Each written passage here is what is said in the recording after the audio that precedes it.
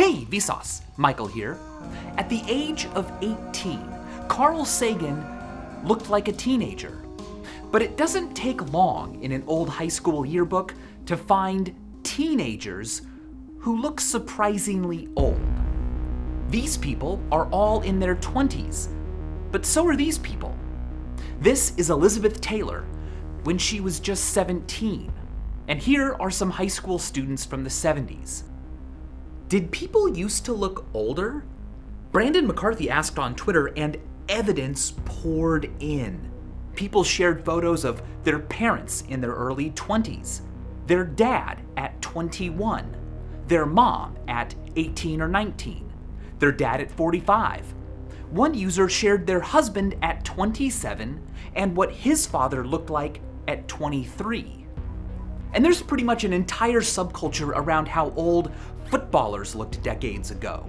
24, 31, 33, 29, 27. It's not uncommon to think that there's something more grown up about the way people used to be, to look back and think that people seemed older at a younger age than they do now. Let's call it retrospective aging. It doesn't happen to everyone. People do not and never have aged similarly, and there's even the opposite observation that kids these days grow up too fast. But it's a popular question and subject of numerous memes. So, is it real? Or is it an illusion fueled by cherry-picked examples that feeds rosy nostalgia for a time when people were tough and didn't have it as easy as you kids have it now? Well, as it turns out, both. Humans today really are aging more slowly than their historic counterparts. Changes in lifestyle, nutrition, smoking habits, healthcare, early life conditions, and skincare, particularly the use of sunscreen, are a huge part of it. By comparing measures of metabolic, cardiovascular, inflammatory, kidney, liver, and lung function across time, researchers at Yale and USC have found that we are, in fact, staying younger for longer than we used to. So does that mean that 60 is the new 50? Almost. Their results suggest that between the early 90s and the late 2000s, 60 became the new 56. 40 became the new 37 and a half, and 20 became the new 19. Oh, also, during the last century, dentistry and orthodontics have played a huge cosmetic role in the kinds of faces we see in parts of the world. But, interestingly, when faces in magazines are measured from the 1930s to today, the only significant change has been that across all ethnicities, the media is now exposing us to larger lips. Also, retroactive aging can occur over short time spans. When I was a freshman, the seniors in my high school seemed so old to me. But by the time I was a senior myself, I looked in the mirror and at my peers and I was like, we're them now, but we don't seem as old as they did. What's going on isn't just about bodies. First of all, the seniors I looked at when I was a freshman truly were older than me at that time. They graduated and went away, and later, when I was a senior, I saw myself as I was. But in my mind's eye, I saw the earlier seniors as they appeared to me when I was younger. Retrospective aging seems to also be about perspective. Let's go back to this tweet. This is George Wendt playing Norm on the TV show Cheers. Now, when Cheers premiered, Wendt was indeed 34, but I looked it up, and this image is actually from episode 24 of season 5 when Wendt was 38, so we're not comparing apples to apples here. However, this is an image of George Wendt at 34, and Ashley Fairbanks made some alterations and a good point. However, here's the rub. These alterations don't make Wendt look more like a 34-year-old.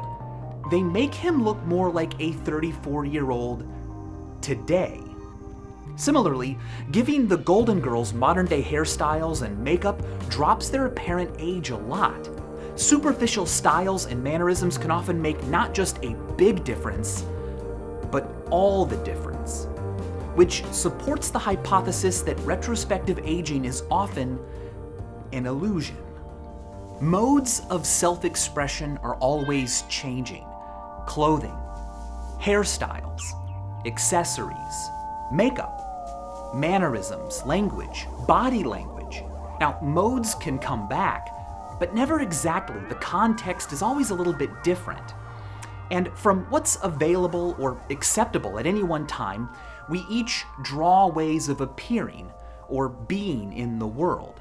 And even if you don't care about how you look or think about how you act, what options you even have are dictated by what's currently popular or normal or being pushed on people like you.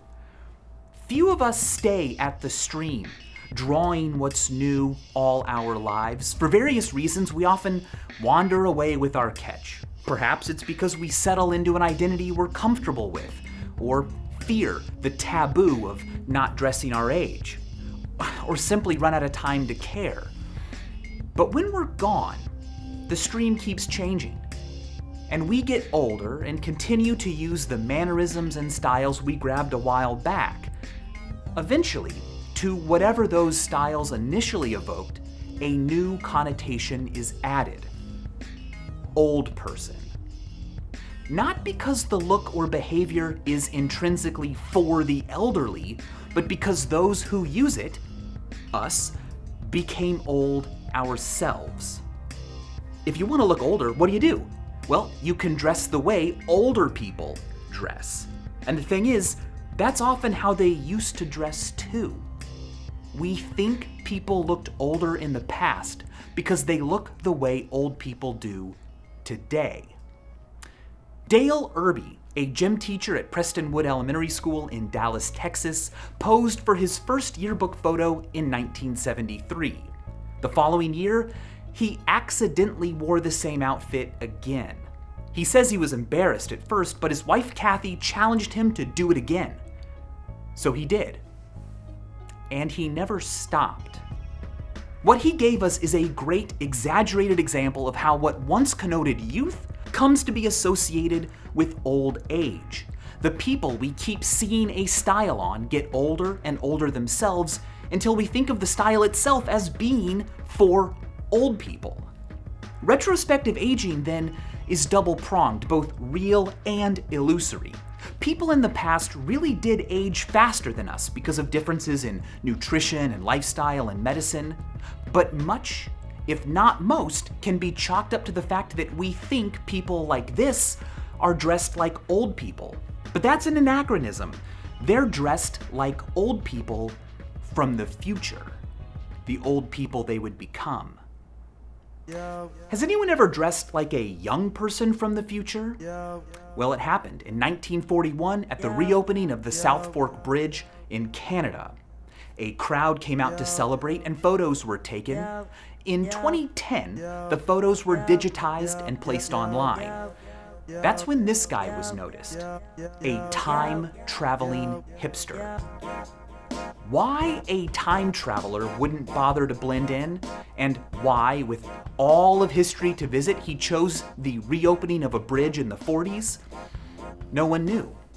The photo was confirmed to be undoctored, and researchers put forward the idea that this man was not, in fact, a time traveler, that his shirt wasn't an ironic screen print, but simply bore the logo of the Montreal Maroons, a nearby hockey team at the time.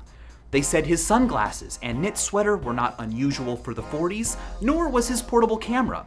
The only thing that was unusual about him was how casual his attire was. And they're probably right. But this all raises the exciting possibility that someone out there right now, possibly even you, is unknowingly dressed like people in the future will, and your appearance in photos will someday freak them out. You know, it might be fun to start dressing even more casually or in some other odd way on the off chance that you happen to nail it, and years from now you are worshipped as a time traveler. Oh, that reminds me of today's sponsor. Hi, I'm Michael Stevens. Would you like to look like you're from the future? Well, every season, those who subscribe to Vsauce's Curiosity Box receive a box full of delicious brain food that we have made that very few people have. Yet. This year, our summer box contains our Moire Illusion cards, a bunch of other things I won't spoil, and this, a Pythagorean cup. Supposedly invented by Pythagoras himself, it is widely considered the earliest known practical joke. It works just like a normal cup. Fill it up, carry it around, take a drink. Refreshing. But it punishes greed. If you pour yourself too much, the internal siphon will drain the entire contents. Greed is good, more like greed is wet. A portion of all proceeds from the Vsauce Curiosity Box go directly to Alzheimer's research. So this box isn't just good for your brain, it's good for everyone's brain. And we've got a special treat for you. While supplies last, if you subscribe to the Curiosity Box, you can choose a bundle of some of our favorite items from past boxes that we will throw in for free, just pay shipping. If you're not subscribed yet, I'm ready for you, with open arms and open neurons. Wow. Whoa! Who's that guy? Does he look like a Bill, a Mark, a Justin, or a Josh? Pause right now if you'd like to think about it.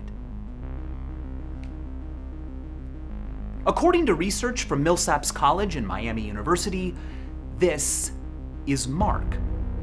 Or at least, this is what we think people named Mark look like.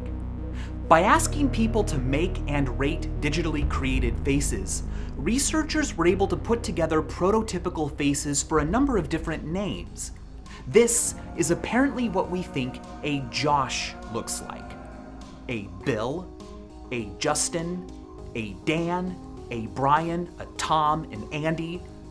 The idea that names might conjure certain face shapes in our minds isn't that strange. For example, there's Wolfgang Kohler's famous finding that when asked which of these shapes is named Booba and which is named Kiki, people of all different ages and cultures and languages overwhelmingly assign Kiki to the spiky one and Booba to the blobby one. And sure enough, it certainly seems to work with names too. Which one of these men is Tim and which is Bob? Well, almost unanimously people feel like this is Tim and this is Bob. But are these men actually named Tim and Bob? Well, there's the rub. Just because we associate certain names, certain sounds, with certain shapes, doesn't mean we're right. There's no such thing as a biological name. If a person still goes by the same name they were given as a baby, long before anyone knew what they would look like as an adult, well, surely there won't be a connection. But as it turns out, there is. Believe it or not, in a multiple choice setting, people can guess a stranger's name just by looking at their face. More often than we would expect from luck alone. It's called the face name matching effect. Here's a stimulus from Zwebner's research. Do you think this man is named Jacob, Dan, Joseph, or Nathaniel? By just randomly picking a name, people should get this right 25% of the time. But Zwebner found that people picked the correct answer, Dan, nearly 40% of the time. What's going on? Can names actually cause us to grow to look a certain way? Well, apparently they can. It has been called a Dorian Gray effect. In Oscar Wilde's The Picture of Dorian Gray, a portrait of the protagonist ages and grotesquely reflects his evil deeds while he himself remains young and pure-looking. In a similar way, it seems that in some cases, our own appearance can come to reflect the name we were given.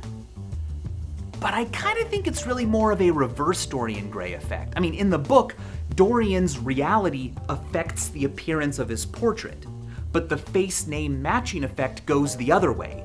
an inanimate sign, a name, influences our actual physical appearance.